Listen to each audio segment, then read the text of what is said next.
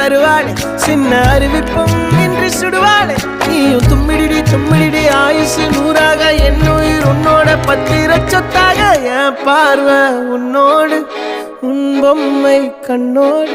பேசாமல் விண்ணோடு நாம் மிதந்து போவோம் காதாரா அடியானோ நான் தாங்க மாறோடு